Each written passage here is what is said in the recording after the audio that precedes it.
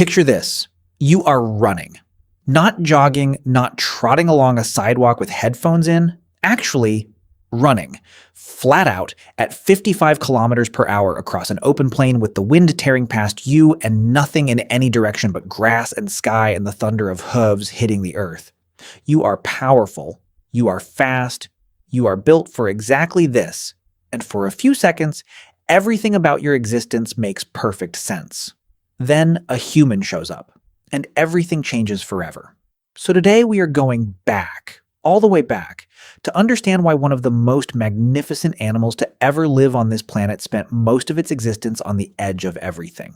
Start at the beginning, which in the case of horses is genuinely ancient. The earliest ancestor of the modern horse is a creature called Eohippus, also known as Hyracotherium, which lived around 55 million years ago in what is now North America. If you are picturing a majestic animal, stop. Eohippus was roughly the size of a fox. It had multiple toes on each foot, 4 on the front, 3 on the back, and it lived in forests, eating soft vegetation. It looked less like a horse and more like something a child drew after being told to imagine a horse but having never seen one. Over the next 50-plus million years, horse evolution proceeded in fits and starts through a branching, complicated family tree that scientists spent the better part of 2 centuries arguing about. The lineage gradually moved toward larger body size, longer legs, a single hoof replacing multiple toes, and teeth adapted for grazing on tougher grasses rather than browsing soft forest plants.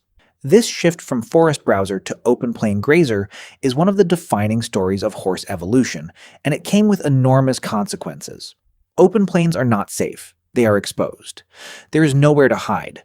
Every predator can see you from a long distance, and the only thing standing between you and being eaten is how fast you can run and how quickly your herd can coordinate a response to danger. The horse's entire body became an answer to this problem. Long legs for speed, eyes positioned on the sides of the head for near panoramic vision, highly mobile ears that can rotate independently to detect sound from almost any direction, a nervous system wired for rapid threat detection and explosive response. What we tend to call spookiness in domesticated horses is actually a finely tuned predator avoidance reflex that saved the species for millions of years. The problem is that being perfectly designed for speed on open terrain only helps if the terrain stays open and the threats stay manageable. Here is the first major way wild horses had it rough. Predators, and not the ones you are probably imagining.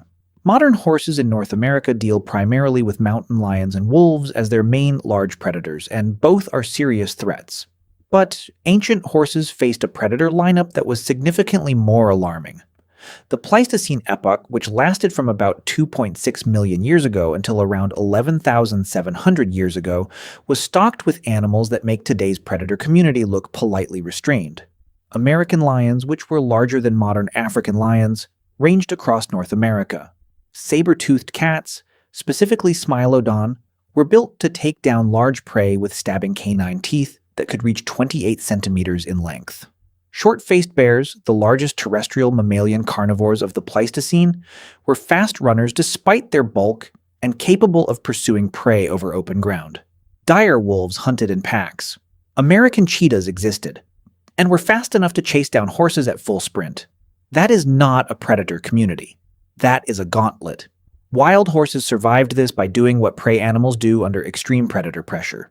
They evolved to be extremely difficult to catch, extremely socially coordinated, and extremely reproductive. Mares can produce a foal every year under good conditions. Foals are standing within hours of birth and running competently within days. The entire reproductive strategy of horses is built around the assumption that a significant percentage of young animals are going to be killed and that the population needs to compensate for that loss constantly. This is not a comfortable way to exist. Every foal born on an open Pleistocene plain was born into a world that was actively trying to eat it, surrounded by a predator community that modern humans have no lived equivalent for. The fact that horses made it through this period at all is a testament to how well-engineered they were by evolution. But well-engineered enough to survive being hunted by saber-toothed cats and American lions simultaneously is a bar that comes with costs.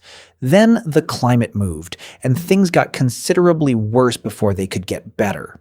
The end of the Pleistocene, approximately 12,000 to 10,000 years ago, was one of the most catastrophic periods for large mammals in the history of the planet. The megafaunal extinction event, which wiped out mammoths, mastodons, woolly rhinos, giant ground sloths, American horses, and dozens of other large animal species across multiple continents, is one of the most studied and most debated events in paleontology. Wild horses in North America went extinct during this period. Completely.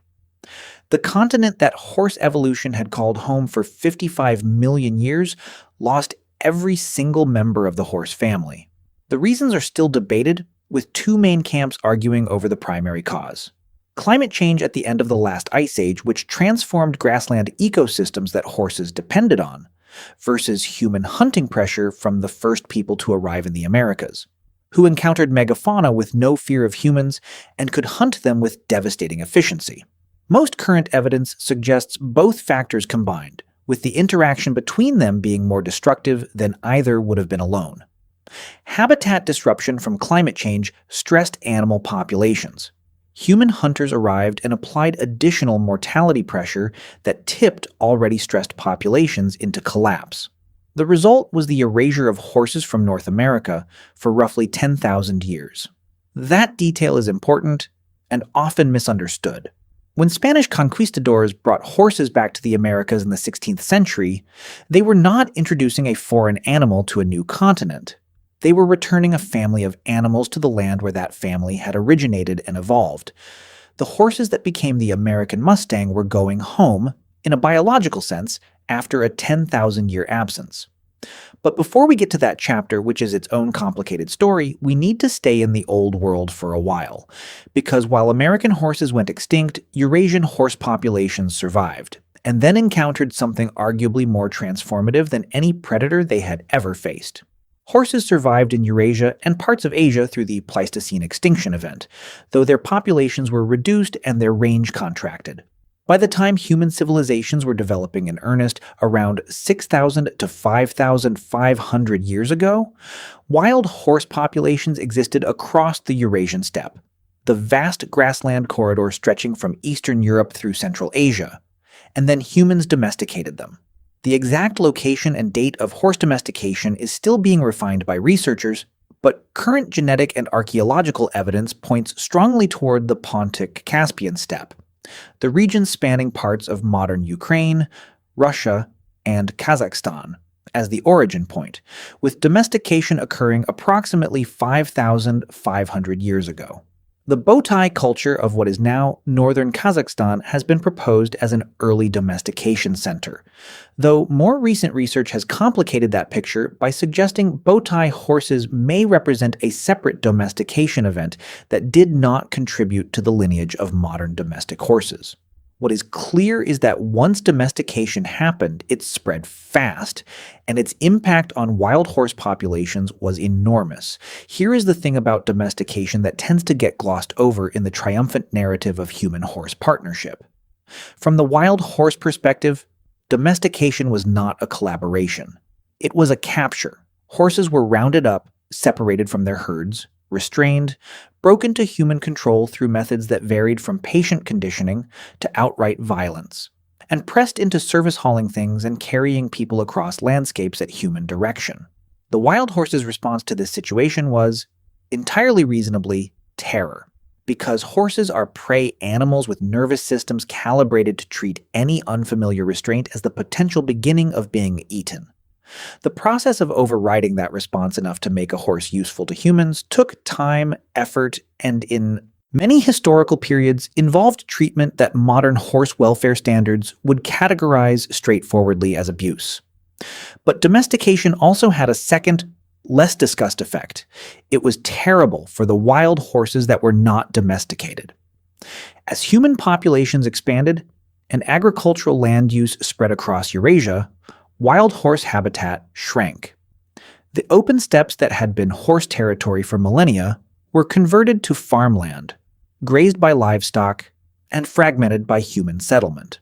Wild horses that were not captured and domesticated were increasingly pushed into marginal habitat, hunted for meat, or simply outcompeted for resources by the livestock that humans prioritized.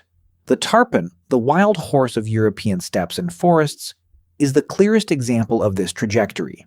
Once ranging across much of Europe from the Iberian Peninsula to Russia, tarpan populations declined steadily through the medieval period as habitat was lost and direct persecution increased.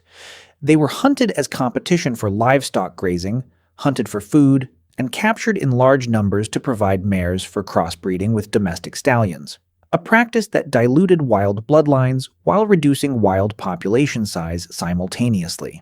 By the way, if you want to go even deeper into the secret lives of ancient humans, I just launched a full course called The Secret Lives of Ancient Humans.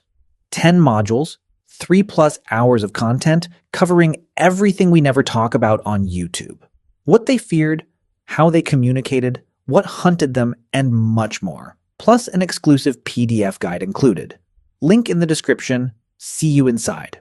The last genuinely wild tarpan is generally believed to have been killed in Ukraine in 1879. The last individual tarpan died in captivity in 1909.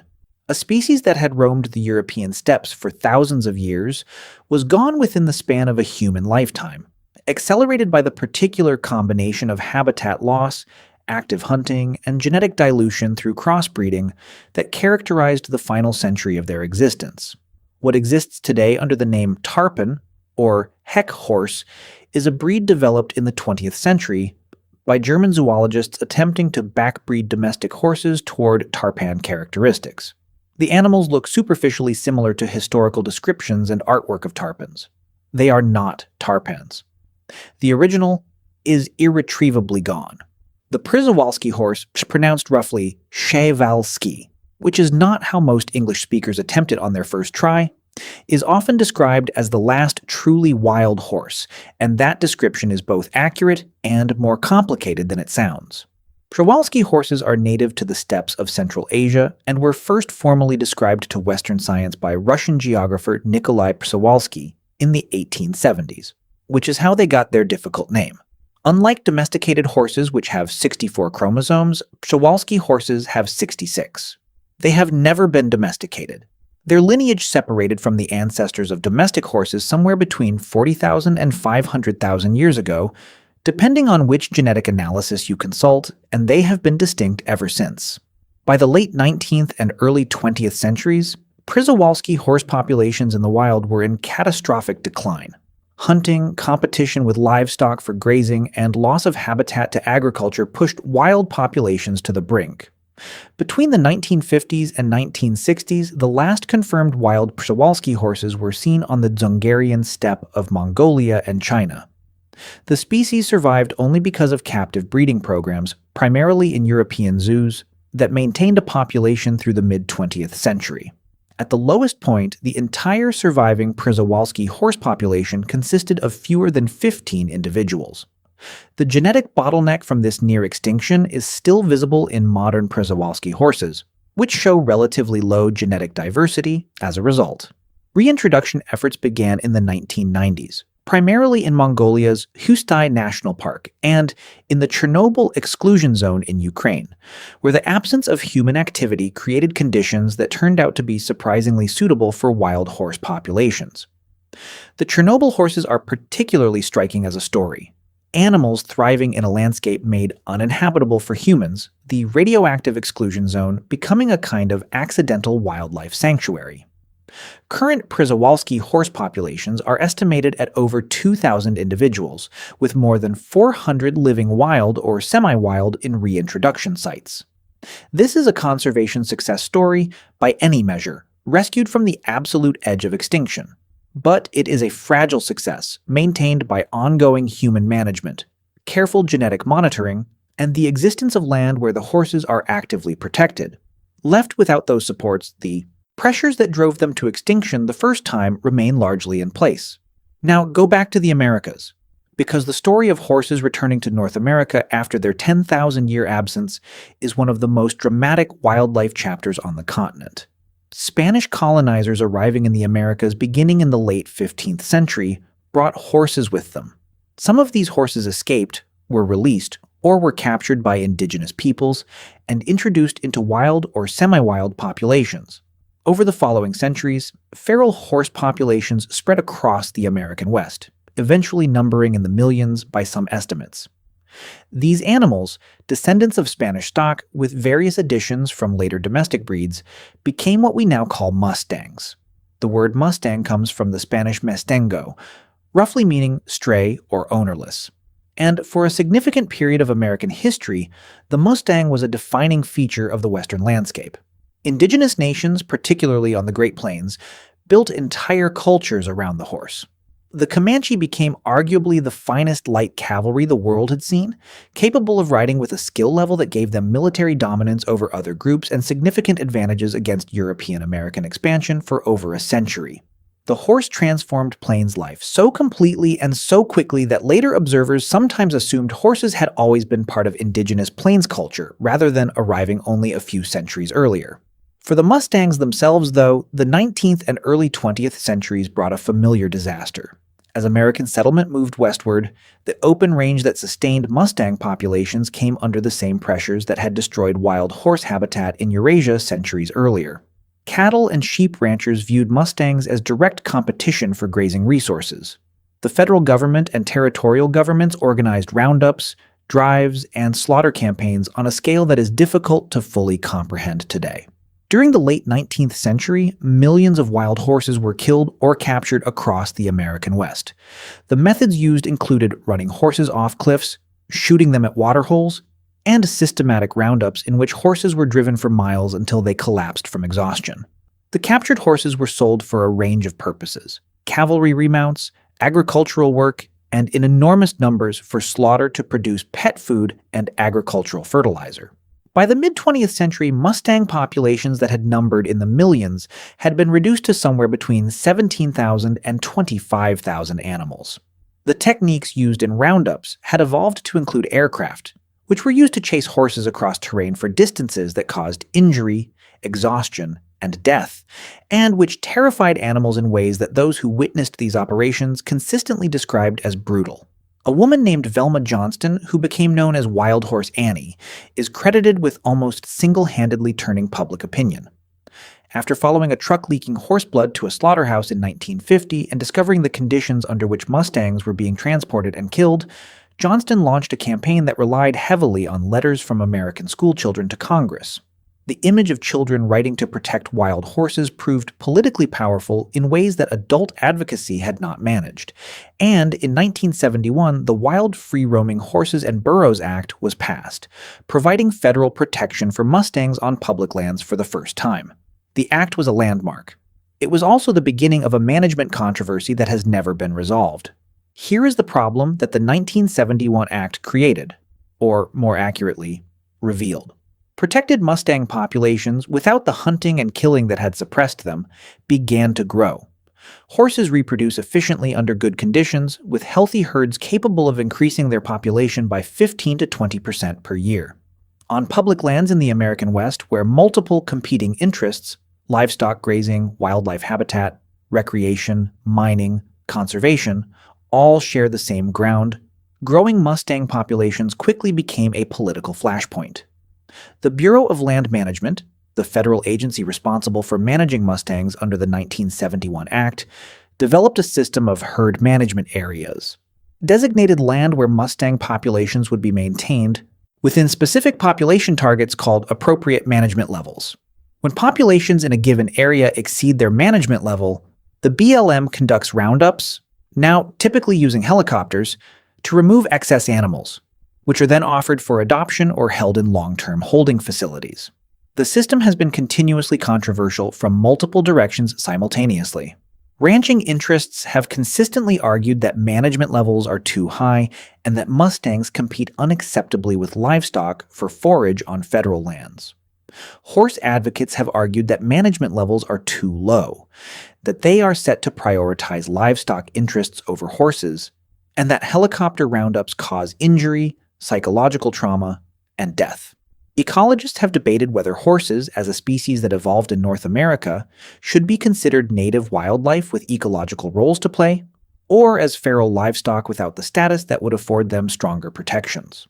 As of recent years, the BLM holds tens of thousands of Mustangs in long-term holding facilities, pens where horses live indefinitely after failing to be adopted. The cost of maintaining these horses runs into the hundreds of millions of dollars annually, making the holding program one of the most expensive and least sustainable elements of wild horse management. The adoption program, while it has placed significant numbers of horses with private owners, has never kept pace with the rate at which roundups remove animals from the range. Fertility control through an injectable vaccine called PZP has been used in some herds to slow population growth without removing animals, and results have been promising enough that advocates have pushed for its wider application as an alternative to roundups. Implementation has been inconsistent, partly due to the logistical challenge of treating free-roaming animals in remote terrain, and partly due to political resistance from interests that prefer population reduction through removal over population control through contraception. The situation in 2024 remains unresolved. Mustangs are federally protected. Mustangs are also being held by the tens of thousands in pens. Both of those things are simultaneously true, which tells you approximately everything you need to know about how complicated wild horse management in America has become. There is an ecological argument that deserves serious attention here, even though it tends to get lost in the political noise around roundups and holding facilities. Some ecologists have proposed that returning horses to North American landscapes is not an introduction of a feral species, but a restoration of a native one. The argument goes like this. Horses evolved in North America were a significant component of North American ecosystems for tens of millions of years, shaped the evolutionary development of predators and plants across the continent, and went extinct only 10,000 years ago. A blink in geological terms. The grassland ecosystems of the American West evolved in the presence of large grazing herbivores, and some researchers argue those ecosystems are actually degraded by the absence of the grazing pressure that shaped them. This argument has been made most forcefully in the context of rewilding, the broader conservation movement that seeks to restore ecological processes and large animals to landscapes from which they have been removed. Some proponents of rewilding in North America have pointed to mustangs as a candidate for this role, noting that they perform ecological services: grazing, seed dispersal through dung, creation of pathways in dense vegetation, and in areas with wolves and mountain lions, as prey that supports predator populations, that benefit overall ecosystem health. The counter-argument is that 10,000 years is enough time for ecosystems to restructure themselves around a new normal, that the horses now present are not genetically identical to pre-extinction North American horses, and that the ecosystems of the American West have other stressors that make adding additional herbivore pressure complicated regardless of historical provenance. Both sides of this debate are making arguments that have genuine scientific support.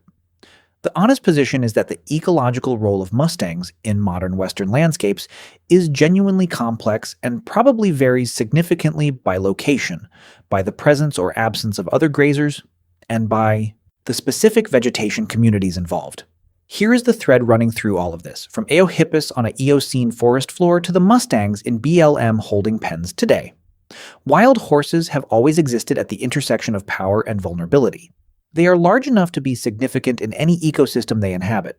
They are fast enough to escape most predators under most circumstances. They are socially sophisticated enough to coordinate complex group responses to threat. They are reproductively capable enough to rebuild populations after losses. And yet, predator communities large enough to keep pace with them. Climate shifts radical enough to restructure their entire world. Human interest intensive enough to domesticate, exploit, displace, and nearly exterminate them multiple times across multiple continents. The combination of being valuable enough to be worth exploiting and free enough to be worth controlling has placed wild horses in a position where no natural equilibrium has ever been allowed to stabilize for long. The horse that ancestors of yours might have watched running across open ground 10,000 years ago, before any of this history happened, before domestication and extinction and reintroduction and management controversy, was doing the thing it had been shaped by 55 million years of evolution to do perfectly. Running. Free. In a landscape that had room for it.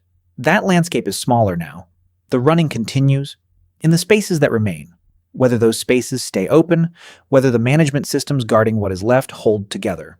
Whether the arguments about ecological role and population control and cultural heritage eventually resolve into something coherent. All of that is still being decided. by us, whether we realize it or not. And somewhere on the Mongolian steppe, a Przewalski stallion who has no idea about any of this political and historical complexity is doing what horses have always done when nobody is bothering them: running. As fast as possible. For no reason other than the fact that he can, which honestly sounds about right.